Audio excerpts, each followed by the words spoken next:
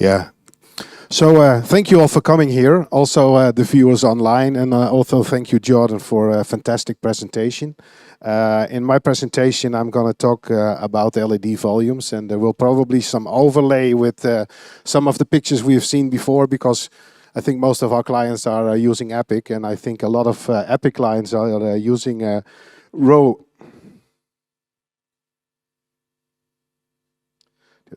Just need to see how the clicker works, but.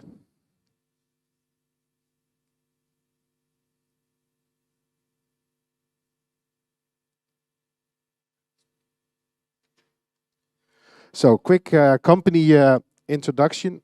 My name is Roelof Bouwman. I am the managing director of Row Europe. And the name Roelof is not a coincidence that my first three letters are the same as the company. It's actually an abbreviation of Radiant Optoelectronics. Company has been founded 16 years ago by Jason Liu. And in the next 30 minutes, I will tell you about LED and Row in VP. But first, let me introduce the company. So we have our headquarters, R&D and manufacturing center in Shenzhen in China. Then we have an office here in Holland, in Lake. It's in the north of Holland, where we have sales center and service center. We have an office in LA, in the US, also sales and service center. We have a repair and service center in Hong Kong, and lately also a center in Japan. But enough of boring talk. Let's first see what Row is doing lately.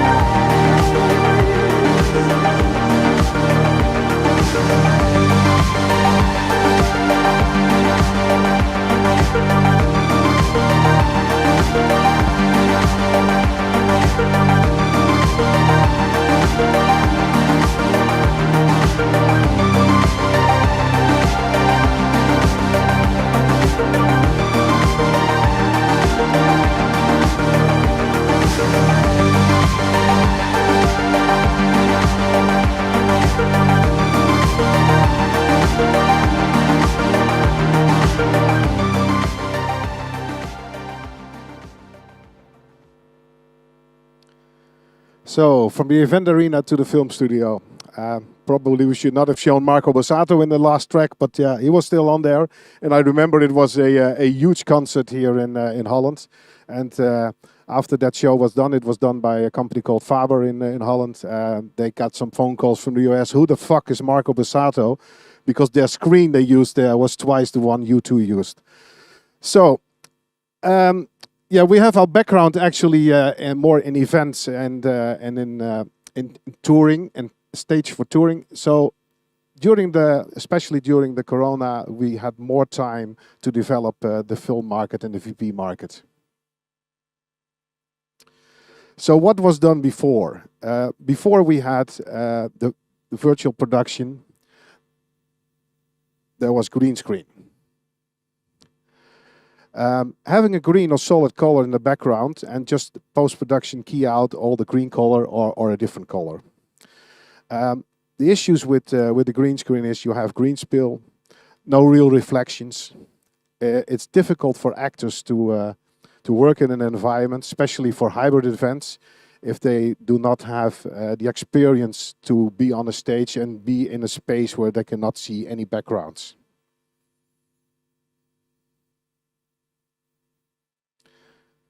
So using virtual production nowadays, we use a LED volume. With the LED volume, we have real backgrounds, and there is no need for traveling. So the on-set production is a lot easier. An efficient workflow, less traveling, no carbon reduction. So actually, it's very green. You can imagine you don't need to fly to Africa and do a sunset scene in Kruger Park and go there with the whole crew. In VP, we can also do a sunset last 24 hours and just repeat it. With VP, we have natural reflections and natural lights. I'm not sure if one of you have seen probably the movie The Mandalorian, where you could see on the helmet the real reflections, which you could never have had with a green screen. So actors can interact much easier. Imagine Spider-Man flying in his harness in a green screen. He has no clue where to look. So if we talk about XR or VP LED stages, we can divide them in two different stages what we have. So one is really more focused on film and TV productions, and that's mostly 360 degrees or part of it. It can be a horseshoe, can be 270 degrees. And they use a LED ceiling for the environmental lighting. It's actually a little bit the same as what we have here. The other one we use is for live broadcast and XR events. That's mostly combined with a floor.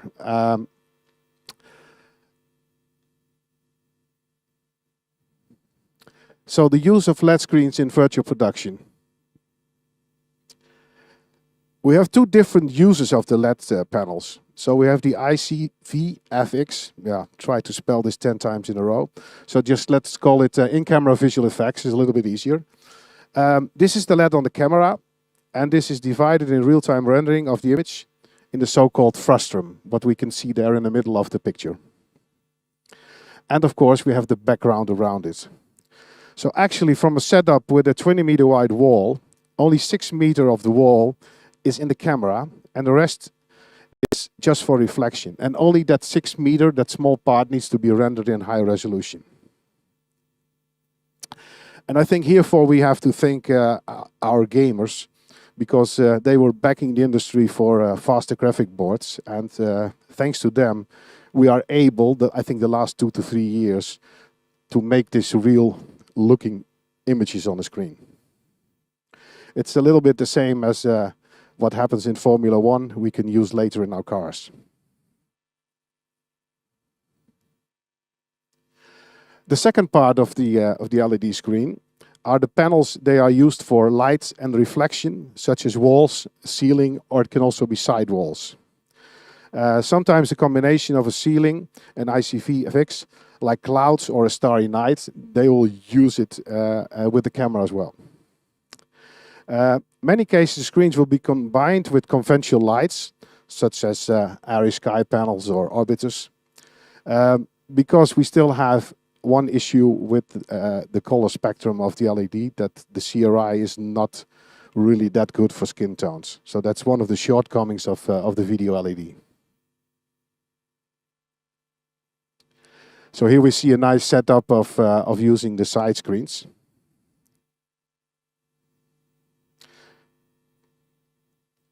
So we have some additional technologies in lately been developed.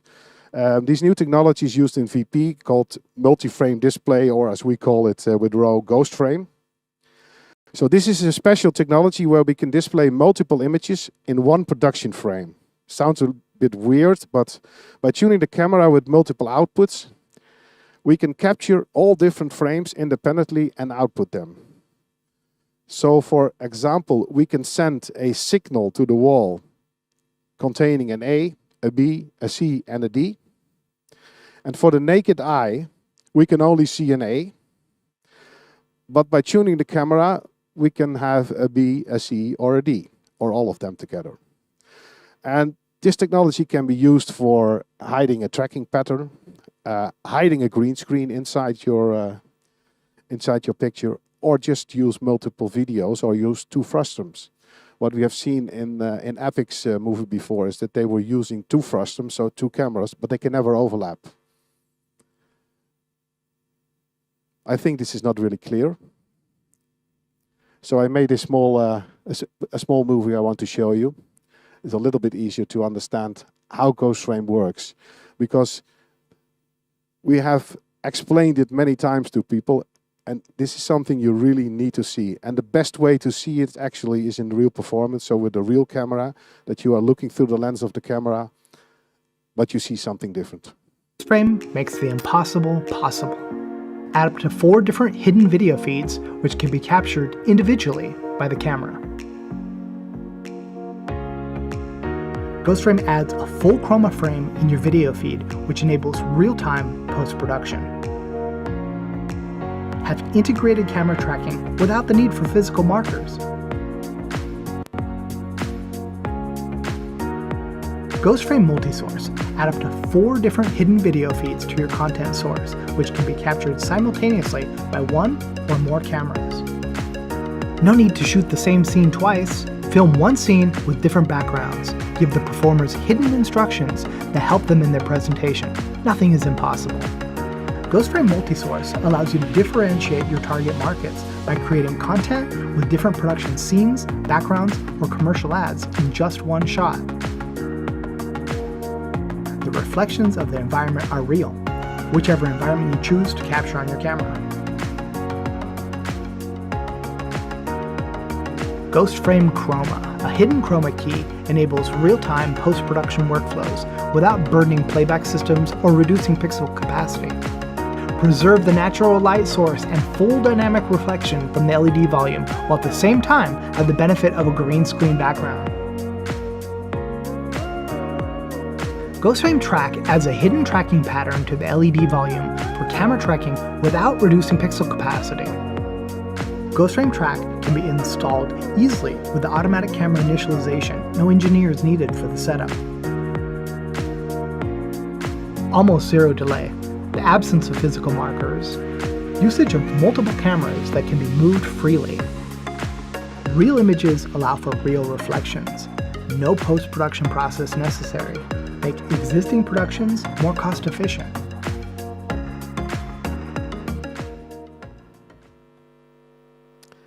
Yeah, and for those of you who really want to see it live or want to play with it, we have a very nice setup in our showroom in Lake. And well, send us a letter or an email later, and be free to make an appointment, because it is really something you need to see and play with it. It's not only for film, but we also think it can be really great for broadcast, because there are so many options. So choosing the right product for an LED volume, that's not that easy, because we think, it's very easy, just put an LED wall, take a camera and some lighting, and we can do virtual production. So which panels do I need? Which panel is the best? Well, ask a cameraman which lens is the best. It's not that easy. And it really depends on the size, on a lot of things. So we have constantly updated the shapes, the sizes of the panels, the performance of the panels. It's still an ongoing process. And that's the same question with the pixel pitch. So as you can see, the smaller we make the pixel pitch, the more LEDs we will use, and which will have issues later on with all the components and the upstream processing. So how does it work with an LED screen? So first of all, we have the PWM for dimming the LEDs. And this can be done up to 16-bit, so we have really tiny steps of dimming LEDs. The second thing here is the scan rate and the refresh rate. We have to understand that not every LED is by a drive IC at the same time on. There is a scanning pattern, and this is to reduce the number of the drive ICs which are in an LED board. So the more pixels you have, the more difficult it will physically become to put all those LED drivers on the board. So they have invented a technology called scanning. And for the naked eye, this is not an issue. And for normal camera work, this is also not an issue. So what we have seen in the last 5 years is that the scanning became larger and larger just to reduce the cost. And now we found out that when we really want to use it on a camera, especially with a rolling shutter camera for film, that we need less scanning. So we need more performance in the LED boards. So that's a challenge for all of us.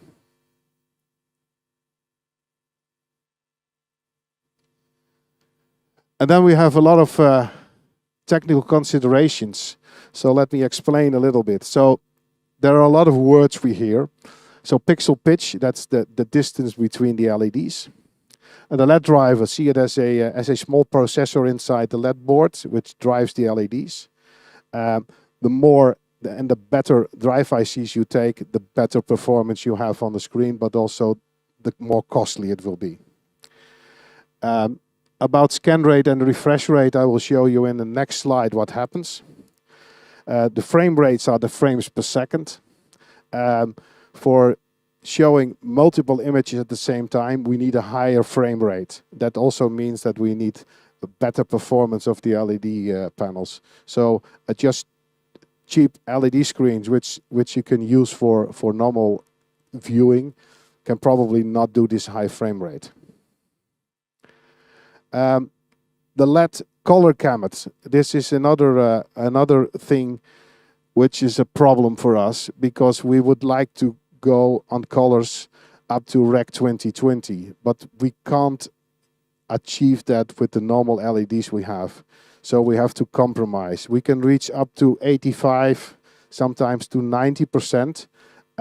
It is possible to get a LED screen which can perform Rec 2020, but it will be extremely expensive. So I hope in the future we can still improve there, because that would be a lot better for the whole performance.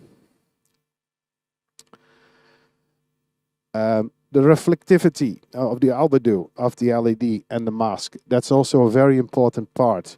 So using normal LEDs, they can be more reflective, and if you have a set on stage and you have lights on it, you don't want to have reflections which should not be there. So we are trying to bring different coatings on the LED to get the reflection better, and also the mask, so the material around the LED. There's a lot of tests being done to make it as black as possible and also to be non-reflective. The panel brightness, that's a thing we call in nits. For normal camera use, 500 to 1000 nits is enough. But to get the reflection from the screen, you want to have more brightness. So that's always a challenge of how much brightness you can get from the LED. A stacking structure. This is also something what we provide with the whole system. As you can see here, there is a truss cave has been built, and the system, the LED wall here, which is, by the way, a diamond wall from Roe. It has a stacking system on the back. This also needs a structural report. In the beginning, it was up to 5 or 6 meters, the usage, but now we have studios who want to use it up to 10 meters in height. So that's another challenge for us to make a new system for this, and also to get structural reports for this. Choosing the right curve. It is also important for your sound reflection. If you make a 270 degrees or 360 degrees curve, you can imagine if you are in the center, you get an echo from everywhere. So there is also some options of slightly using different angles between the panels. So instead of having everything on 3 degrees, if you go from 2 to 3 to 2 to 4 to 3, you can break the waves of the sound a little bit. And there's also still a lot to learn. Then we have the color shift and viewing angle. Well, if you look at the wall here, at the ceiling, I am seeing it in 3 different colors. I see it white here and gray there and blue there, but you will probably only see it from the last row there, only in the blue. That's because of the viewing angle of the LEDs. And there is, in one single LED, there are 3 diodes, a red, a green, and a blue one. And probably from your side, the blue is on the front, so you will see more blue than green and red. If you look at the 90 degree, or let's say 0 degree directly to the LED, you will have the pure white balance. And as soon as you go up to 180 degrees left or right, you will have a color shift. The color shift is mostly only from up to down because the LEDs are positioned from top to bottom. Also still a lot to be improved there. HDR, well, if we want to show real HDR, we need to have brighter LEDs and we need to have a huger color space, so we need to go up to Rec 2020. But with the processing we have at the moment, we are able to give quite a good HDR result. Last part is the heat dissipation. Yeah, a green screen is not generating any heat. You only the heat from the lights you need. From an LED volume, it is generating heat. And if it's on a low brightness, then it's okay for the room, but we have to consider the BTUs we are bringing into a room if all these lights are on, especially in a ceiling. If it is used for lighting the whole area, there is a lot of extra heat. And heat is enemy number 1 of an LED, because if the LED gets warm, your color temperature will change. So still a lot of things to consider by using an LED screen, and it's not that easy to choose the right product here. So just 2 things which were the first real issues when you shoot with a camera on an LED screen. Well, one thing we know is the thing on the bottom. It's called the moire effect. And this is when the grid of the camera sensor overlays and interferes with the grid which is created by the LED screen. And this has nothing to do actually if the LED is on or not. Even if the LED screen is off, you can have a moire effect. It would be the same as if I would have a wrong tie on TV. You sometimes see this issue. The other thing is the one we have above there, that's the refresh rate. So as I've shown before, we have those scan lines. That's how a picture is built inside an LED panel. So if you have a low refresh rate and you have a high scanning, that means that you have a lot of LEDs on one driver, you will have big bands, big banding. The better the scan, the smaller the lines, and the faster your refresh rate, then you will not have those issues anymore. So we are using now for most of the screens for use in VP and XR, the best drive ICs, which are the fastest ones on the market to get rid of these effects.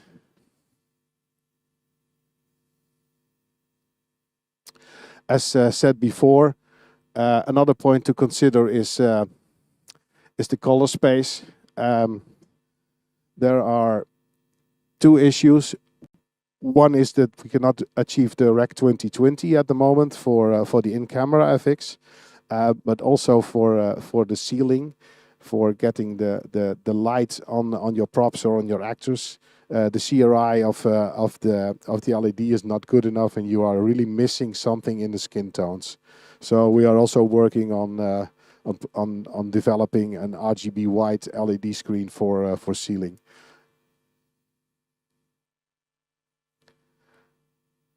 Well, looks a little bit as the same map we've seen before with Epic, because I think most of the studios Epic done is the studios we have done. So this is a small overview of a lot of FX and film studios around the world our teams have installed, and I think maybe 80% of it is from the last 2.5 years. So it went really fast. And as of today, well, it's not officially opened, but we can add the Bua studio here in Breda as well. So congratulations to everybody here. And as final slides, some eye candy from some nice movies where raw visual has been used in their studios. And yeah, maybe in the near future, some of you will make a production and will be on one of these slides as well. Who knows?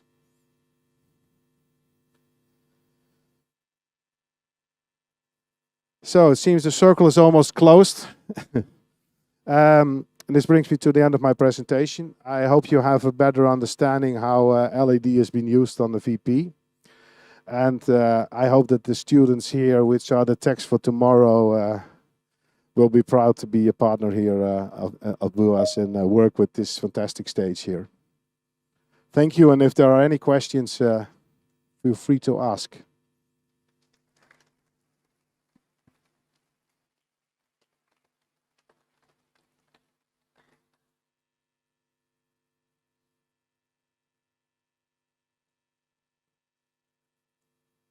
Yes.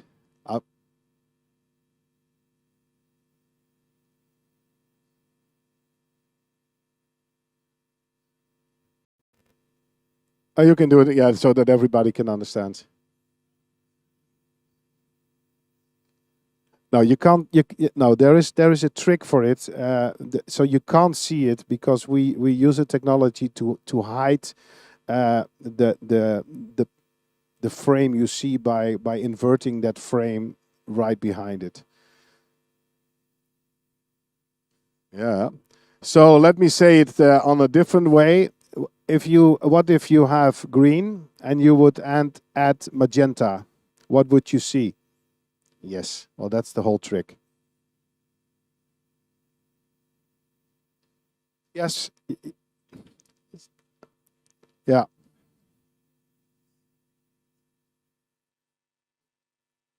Yes. Yes. Yes, and with TrackMan, yes.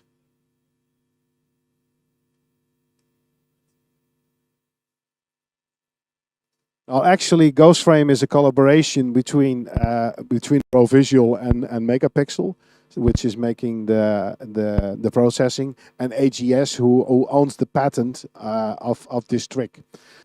So they use the same technology on perimeter screens for football in stadiums, where they can show different ads at the same time, so they can sell more advertising. So if you see a game in the UK, you can have in Spain. They want to have different branding on the screens. The thing is, on a perimeter screen, it's a little bit easier because the pixel pitch of a perimeter screen is 10 or 12 millimeter. The boxes are quite big. There's more space for adding extra receiver cards, and the refresh rates of those screens is a lot higher.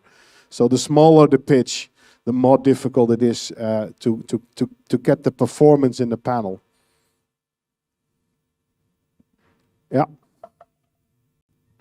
Hi. So about the refresh rate and the frame rate, for example, in games, it is used often to have like the best visual effect to have VSync, meaning that we have the refresh rate matching the frame rate, so we have the most fluid experience ever. Is that useful or used also in this case?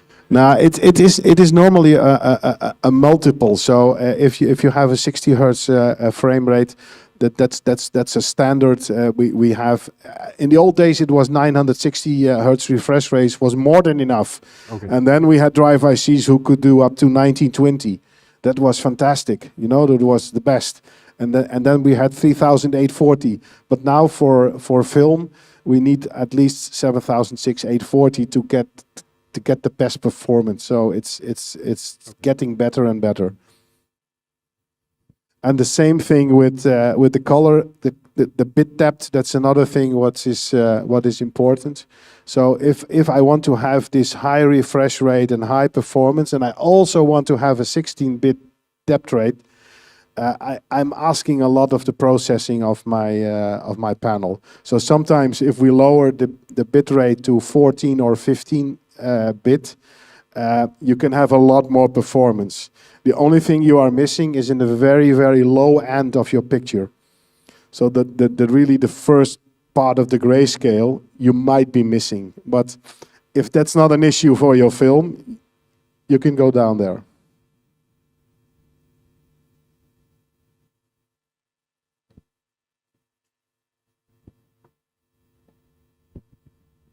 Thank you. I was wondering if you can tell a little bit about the spectral response of the LEDs and the innovations on that, because I've been talking to gaffers and sometimes they worry with lighting and LEDs that they're missing certain parts in the spectral colors. Yeah. So as I said, if I go to the in-camera LED, what we have here, this can probably reach up to 85% of a Rec 2020 picture. What we are missing mostly is in the really dark blue and in the dark red. There's some green missing as well, but that's less visible for the eye. There are possibilities to make these LEDs, but since they are only used in this kind of volumes, the market is very small. So there is no real demand for it. So it is extremely expensive to make a lot of those LEDs. And another thing you have to understand with producing LEDs, it's a little bit like making popcorn. Yeah. So you never know what's going. They know what's happening, but they have to be binned. So let's say they make 1 million LEDs. They have to slice them in bins, where 20% of them is outside the specs, in color-wise or in wavelength, but also in brightness. And then you have a big percentage of, let's say, 60%. They are good enough. They have a good color spectrum and have enough brightness. And then the last 20%, they are the best. So those LEDs you need to find, and they will be costly. And there are not so many of them. So it will take a long time to produce them. And the other problem we have with this kind of volumes, this is just a small one here, but we have volumes around the world where they use 500 or 600 square meter of a wall. So you can imagine how many pixels you need for that. And that would be a delivery time for over a year to produce all those LEDs. But we are working on it. For the lighting, that's a thing which is a little bit easier, because in the CRI we are missing especially the pastel colors for the skin tones. So we are now working on adding just a white LED, so we can have RGB white, which also means we can almost double the brightness of the screen. And another thing is that we are also working with some lighting manufacturers on the ideas of implementing their lights in the same software we are using, so that they can be combined, because that would be the best option. Okay, thank you very much. Give him a round of applause, thank you. Thank you.